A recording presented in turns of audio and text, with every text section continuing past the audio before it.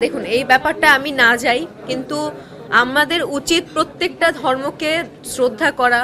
আমি একজন হিন্দু, আমি মুসলিম ধর্মকেও শ্রদ্ধা সম্মান করি, খ্রিস্টান, বৌদ্ধ, সব ধর্মকেই শ্রদ্ধা এবং সম্মান করি। এবং আমার কাছে মনে হয় আপনাদের সবারই সব ধর্মকে শ্রদ্ধা করা উচিত, সম্মান করা উচিত।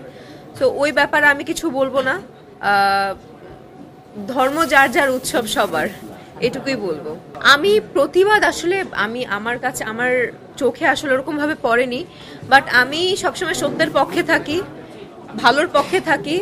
আমি এখনই বলবো, এখন সবাইকে বলবো। এবং আমি ইদানিং ধরে আমি ফেসবুকে একটু কম অ্যাক্টিভ, যেটা আমি বলবো। ফেসবুক প্রতিবাদ করা মানেই যে অনেক বড় কিছু, কিংবা আমার প্রতিবাদের কারণেই যে সবকিছু বন্ধ হয়ে যাবে, তা কিন্তু না। বাট আমি মন থেকে চাই যে প্রত্যেকের জায়গা থেকে ভালোটাকে সাপোর্ট করুক, কোনো খারাপ কিছুকে আসলে সাপোর্ট না করাটাই উচিত আমার কাছে মনে হয়। আর আমি সবসময় সত্যের পক্ষে আছি, থাকবো, সারা থাকবো। চরিত্র নিয়ে কিছু না বলি, কারণ এখানে এটা আসলে ডিরেক্টর, প্রডিউসার কিংবা প্রযোজনা প্রতিষ্ঠান থেকে আসলে বলে দেওয়া হয়েছে যে ক্যারেক্টার নিয়ে অ্যাটলিস্ট কিছু বলো না, যেহেতু এতদিন পরে একটা ভালো কাজ করতে যাচ্ছি।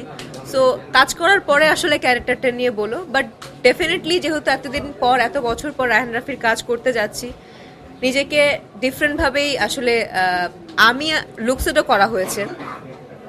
আমি নিজেকেই চিনতে পারিনি যে ইজ ইট মি, এটা কি আসলেই আমি।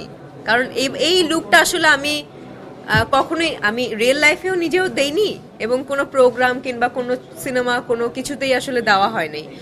সো ওই ব্যাপারটাই বলবো যে এই লুক আসলে কখনোই কোনো জায়গায় আমিও দেখিনি, আপনারাও দেখেননি। ব্ল্যাক মানিতে আপনারা দেখবেন।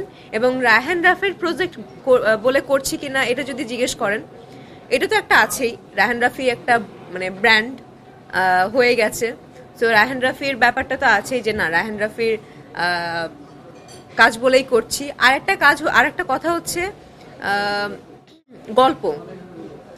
এখনকার যুগে আসলে গল্পটাকে অনেক বেশি ফোকাস করতে হয়। সে যত বড়ই ডিরেক্টর হোক না কেন, গল্প যদি ভালো না হয়, সেটা আসলে করাটা উচিত হবে না, কিংবা কেউই করবে না যারা যারা আসলে ভালো কাজ করতে চায়।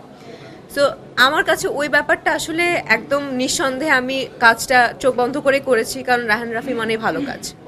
That's it. ডেফিনেটলি এর আগে আমি পোড়ামন্টুর কথা যদি বলি, এটা আমি জানি না অনেকে কেমন ভাবে নিবে। পোড়ামন্টুর সময় এতবার ওয়ার্কশপ, এতবার প্র্যাকটিস, এতবার গ্রুমিং করা হয়েছে, আমরা বিরক্ত হয়ে গেছি। বাট এটা কিন্তু একটা পজিটিভ সাইড। একটা কাজে ঢোকার আগে নিজেকে সেভাবে তৈরি করে নেওয়া, সেভাবে প্র্যাকটিস করা, এটা একটা খুবই ভালো সাইড।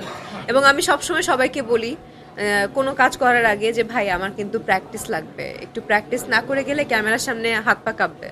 সো ওই ক্যারেক্টার নিজের মধ্যে একটু নিয়ে নেই। রায়হান রাফির ব্যাপারে সবাই জানে। রায়হান রাফি যেই কাজই করে না কেন, ছোট কাজ হলেও সেটা আসলে 1 মাস 2 মাস ধরে গ্রুমিং করে।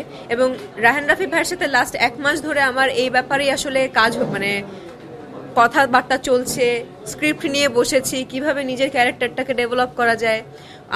আমার কাছে যদি কোনো কিছু মনে হয় যে ভাইয়া এই ব্যাপারটা আসলে এইভাবে দিলে কেমন হয় বলো তো, সে বলে যে হ্যাঁ হ্যাঁ, এটা ঠিক বলেছো।